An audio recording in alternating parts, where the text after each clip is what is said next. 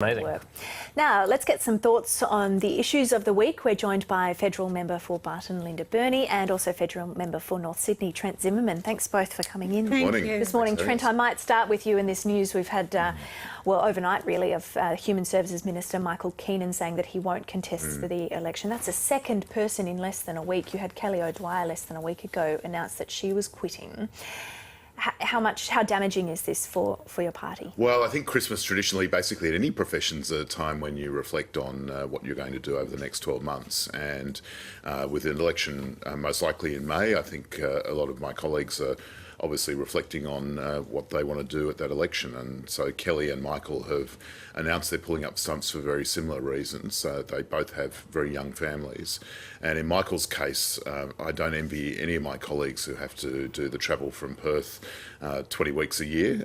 It's pretty tough and exceptionally tough if you've got young children. So I understand why he's done it, but he will be a big loss to the team. He's been a very strong minister.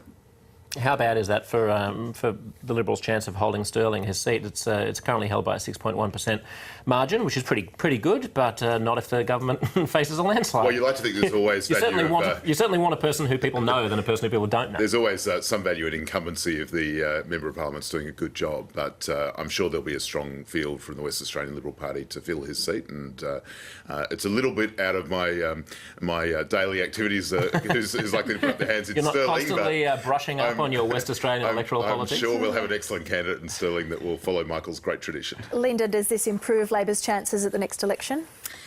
There have been two really big resignations from the Morrison ministry. I mean, Trent's right, this is a time of the year in the election cycle where people will reflect on whether they want to go to the next election. And Trent's also correct that that trip from Western Australia with a young family must be very difficult. However, it is noticeable that two ministers have decided that they're going to not recontest, and I just wonder if there's any others that are thinking along the same lines. Yeah, I mean, it must be said, although that is a long flight to do, and although you want to spend time with young children, that is also the slogan that everybody says when they want to get out of politics, because they see the writing on the wall, isn't it? I mean, spending time with the family has become something of a punchline or a cliche. Well, occasionally it's actually true. Occasionally it's entirely possible that it's actually true, and I don't mean to be cynical, but I also get the sense that when a government is going gangbusters and heading into an election that is guaranteed to win, you see fewer people wanting to spend time with their family. Well, we've seen two ministers. So I wouldn't say that that's an avalanche, but quite a lot. Both have been in Parliament for a long period of time. In Michael's case, for 15 years. Both have children of a particular age, and I think it is really hard. I remember my predecessor Joe Hockey saying during his retirement speech that when he was retiring, he worked out that he had missed the birthday of one of his children every single birthday of that child, and that does take its toll. And I think that when you're with family at Christmas time, you reflect on how important that is. I think the speculation around about three other Liberal members of Parliament is interesting, and it'll be fascinating to see whether or not that plays out over the next couple of weeks. Now, it is, of course, Australia Day today. You can see in the corner of your screen there some images from the Waggalora morning ceremony that's happening in Sydney. Linda, I might start with you on this Australia Day. How do you reflect on this day? The position of the Labor Party has been well articulated. We are not proposing a change of date, but very much asking Australians to observe the day respectfully and take time to reflect on how much of a difficult this is for First Nations people, but also increasingly many Australians that are realising that it's not just should we change the date or should we not. It's a much more complex and nuanced day. I think the fact that in Adelaide, for example, Aboriginal people are leading the Australia Day March for the first time, and I have observed over the last 10 or 15 years a great change in the way in which Australia Day is recognised, particularly with the awakening ceremony that you've been covering this morning. And that there is an Aboriginal person on the Australia Day Council in New South Wales. And I don't think there are many events that don't recognise First Nations cultures, but it is still an incredibly difficult day which Aboriginal people refer to as Survival or Invasion Day, and I think that's perfectly legitimate in the context of the whole Australia Day discussion. Trent, when you talk about Survival Day or Invasion Day, a lot of Australians just want to go back to having a beer and having a barbecue and celebrating what's good about this country. And at the same time, a lot of Australians want to make sure that we focus on that original sin. Can those two things be done on the same day? Why not just have two different days? One to celebrate what's good about Australia and one to recognise the tragedy. I think they can. I think the starting point is that Australia Day is a day of celebration for what we have achieved, and I come back to the basic point that I really genuinely, and it's not a nationalistic slogan, but I genuinely believe that it's hard to find a country where you'd prefer to live other than Australia. And particularly in this last couple of years, when you look at what's happening in other democracies in Europe and the United States, despite our own internal turmoil in some respects, we still are a beacon of success, and we do have a lot to be proud of. But I think that as a mature nation, as a liberal democracy, we should discuss both the good and the bad, and Australia Day is a day that we can do that, as is every other day.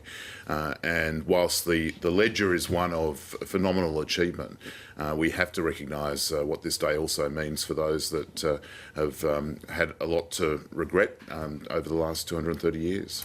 Linda, it seems that every year the tension around not just the date but what Australia Day means to us, it seems to be increasing every year. Do you think that we're moving towards a place of unity on that, not just on the date but on the meaning itself of Australia Day?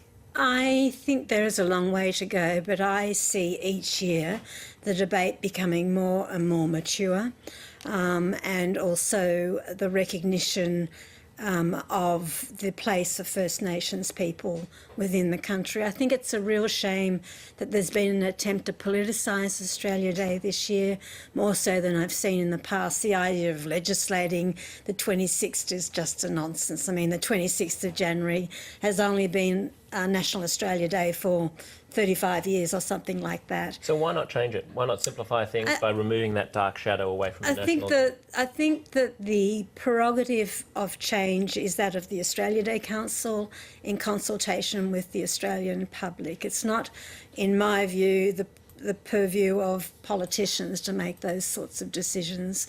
But as the elected representatives of the people, shouldn't they just lobby for what the people want?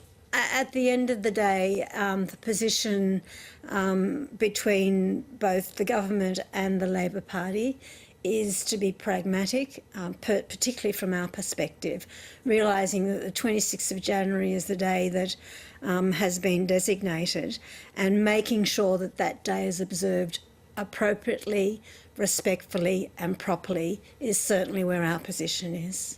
Trent, Liberal Senator Dean Smith has flagged that private members' bill to enshrine January 26th as Australia Day. Is that necessary?